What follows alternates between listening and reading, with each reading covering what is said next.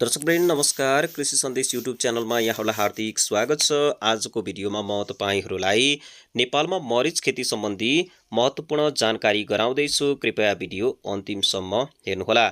दर्शकवृन्द, नेपालमा मरिच खेती कम लगानीमा राम्रो आम्दानी दिने बहुमूल्य मसला बाली हो। नेपालमा पछिल्ला वर्षहरूमा मरिच खेतीप्रति किसानको आकर्षण बढ्दै गइरहेको छ। मरिच उच्च मूल्यमा बिक्री हुने बहुवर्षीय मसला बाली भएकाले यसबाट दीर्घकालीन आम्दानी गर्न सकिन्छ। विशेष गरी न्यानो तथा आर्द्र हावापानी भएका क्षेत्रमा यसको खेती सफलतापूर्वक गर्न सकिन्छ। पानी नजम्ने, प्राङ्गारिक पदार्थ बढी भएको, त्यस्तै गरी उर्वरयुक्त माटोमा मरिचको खेती राम्रोसँग गर्न सकिन्छ।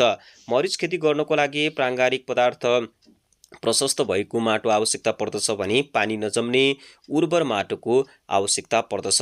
त्यस्तै गरी मरिच लहरी बाली भएको कारणले गर्दा मरिच लहरी बोट भएकाले यसलाई बढ्नका लागि रुख वा बलियो खम्बाको सहारा आवश्यकता पर्दछ। सुपारी, बकाइनो, सिउँडी लगायतका रुखलाई सहाराका रूपमा प्रयोग गर्न सकिन्छ। त्यस्तै गरी असार साउन महिनामा स्वस्थ कटिङबाट तयार गरिएका बिरुवा रोप्नु राम्रो मानिन्छ। बिरुवा बीच करिब 2 देखि 2.5 मिटरको दूरी राख्दा राम्रो बिरुवाको वृद्धि र विकास हुन्छ। बिरुवा रोपिसकेपछि नियमित रूपले गोडमेल गर्नुपर्छ। त्यस्तै गरी झारपात नियन्त्रण गर्नुपर्छ। मलखात्र आवश्यकता अनुसार सिँचाइ गर्नुपर्छ। विशेष गरी गोबर मल वा कम्पोस्ट मलको प्रयोगले उत्पादन राम्रो हुन्छ। पानी जम्न नदिने, त्यस्तै गरी बिरुवालाई रोग तथा किराबाट जोगाउने व्यवस्था पनि मिलाउनु पर्छ यसको खेती गरिसकेपछि। त्यस्तै गरी समय समयमा लहरा मिलाउने र लहरामा बाँध्ने काम पनि आवश्यकता हुन्छ र लहरा बाँध्ने काम पनि गर्नुपर्छ। सामान्यतया रोपेको तेस्रो वर्षदेखि मरिच उत्पादन लिन सकिन्छ। रोपेको तेस्रो वर्षदेखिबाट चाहिँ यसको राम्रै उत्पादन हुन्छ। राम्रो व्यवस्थापन गरेमा एउटै बोटले धेरै वर्षसम्म उत्पादन पनि दिन सक्छ र व्यावसायिक रूपमा खेती गर्दा 25 देखि 30 वर्षसम्म निरन्तर रूपमा चाहिँ एउटै बोटबाट आम्दानी लिन सकिन्छ। नेपाली बजारमा मरिचको माग वर्षभरि नै रहने भएकाले यसको बजार व्यवस्थापन पनि सहज मानिन्छ।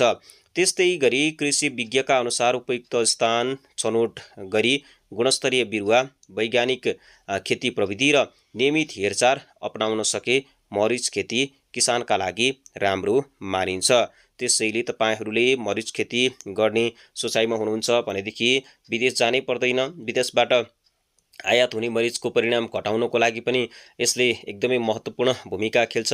नेपालमै बसेर तपाईहरूले चाहिँ मरिचको खेती गर्न सक्नुहुन्छ। अहिले काभ्रेपलाञ्चोक जिल्लाको मण्डन देउपुर नगरपालिकामा पनि मरिचको खेती भएको छ। काभ्रेपलाञ्चोक जिल्लाको मण्डन देउपुर नगरपालिकाले पनि मरिच खेतीलाई प्राथमिकता दिएको देखिन्छ। दर्शकवृन्द, तपाईलाई आजको भिडियो कस्तो लाग्यो?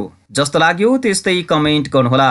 यदि तपाईँ कृषिसँग सम्बन्धित अन्य यस्तै प्रकारका जानकारीमूलक भिडियोहरू हेर्न चाहनुहुन्छ भने हाम्रो यस कृषि सन्देश युट्युब च्यानललाई सब्स्क्राइब गर्नुहोला।